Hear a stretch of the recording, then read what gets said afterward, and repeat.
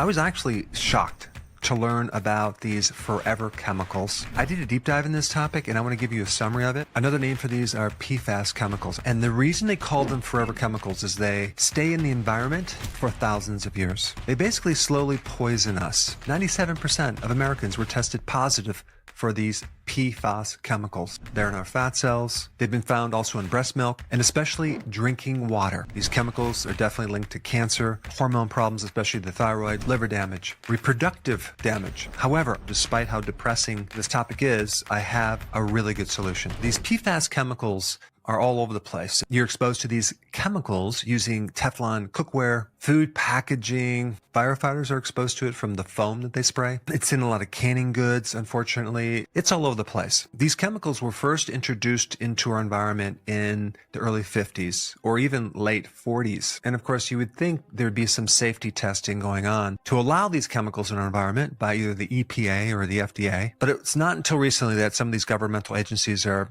doing anything about it. But my first question was, why were some of these chemicals considered generally recognized as safe? Well, now I know that that's a loophole that a lot of manufacturer companies use to push their chemicals into the environment by doing their own safety studies and then considering it safe. I mean, even the testing methods that the FDA use right now, it's like they only identify for 6 compounds, yet there's over 600 different compounds. Of course, the EPA, the Environmental Protection Agency, only tests for a fraction of the chemicals compared to all of the chemicals that are out there. I mean, it wasn't even until 2020 that the FDA began to phase out voluntary agreement with manufacturing companies to stop using these PFAS chemicals in food packaging. But they have yet to enforce these bans. But of course, they're going to go after the farmers with their raw milk. Apparently, that's more dangerous than these forever chemicals. So the 2 strategies that I'm going to recommend is to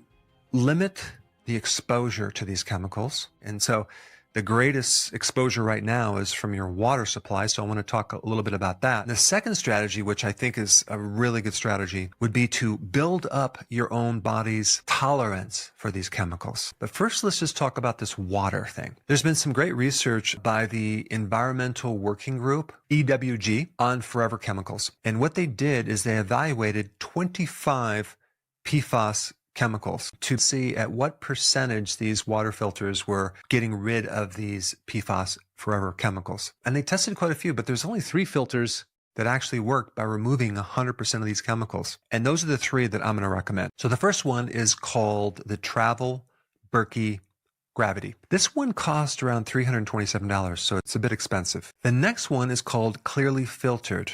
This is the second most expensive, which is $90. And the third one is called Zero Water at roughly about $19. Now, before you invest in anything, let's just take a look at this for a second because I want you to know how long these water filters last. Let's take a look at the Zero Water filter for $19. The filters only last for 20 gallons. You'd have to buy like 37 filters for the whole year. So it's going to cost you $646 for the entire year. Now let's talk about the next one. Clearly Filtered. Okay, it's $90. Those filters last for 100 gallons. You're looking at buying about 7 filters for the year at a cost of $436. A little bit cheaper than the Zero Water filter. Now let's look at the most expensive filter, the Berkey Gravity filter, which initially cost like $327. Well, guess how many gallons it filters? 6,000.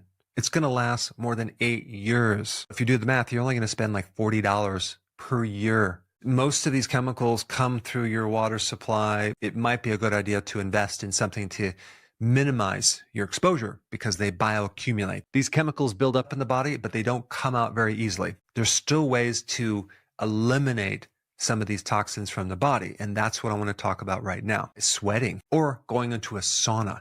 You will be able to get rid of some of these chemicals through the sweating. Another interesting way to get rid of the chemicals is through a process called autophagy. Now, autophagy is a condition that you put your body into when you do intermittent fasting and prolonged fasting, where the body recycle old damaged things as well as get rid of pathogens. It can also help get rid of chemicals and also strengthen your body because there's a lot of positive, great things that fasting will do to your cells. Another thing is infrared helps to detoxify your body as well. So you can get a lot of infrared being exposed to the sun in the morning, and then before the sun sets. There's infrared saunas, there's infrared devices you can use, but infrared is one way to detoxify some of these chemicals. Also, spirulina and chlorella. They're like this algae that has properties to detoxify chemicals. And now let's talk about strengthening your body, your biochemistry. You naturally have all these amazing things in your body that help you get rid of poisons. They're called detoxification enzymes. And so strengthening your body's ability to detoxify is going to be very, very important. And so anything that has sulfur in it is going to help you. And that would be like eggs, for example, garlic, and especially onion. But these sulfur-based compounds will greatly help you detoxify. And you also have the cruciferous vegetables, cabbage, broccoli, Brussels sprouts. Not only are high in sulfur, but they have many other antioxidants that can help the detoxification process. And of course, the amino acid that's going to be really important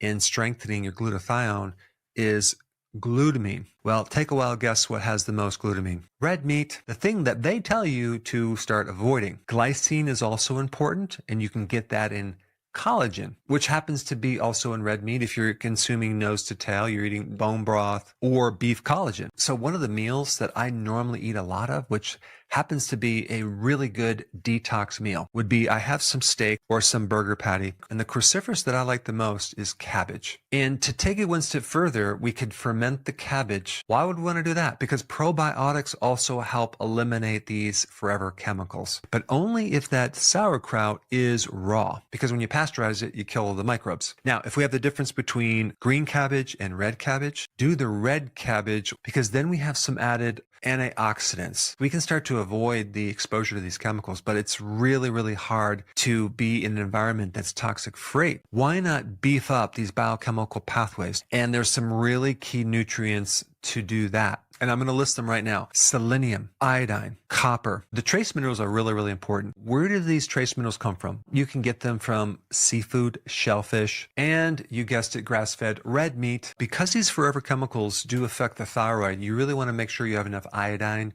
and selenium. Selenium you can get from Brazil nuts, and you can also get it from shellfish and oysters. I just gave you a series of things you should start right now, but I wanted to put this on your radar just because, unfortunately, you're being slowly poisoned. Now you know what to do about it. Thanks for watching, and I will see you in the next video.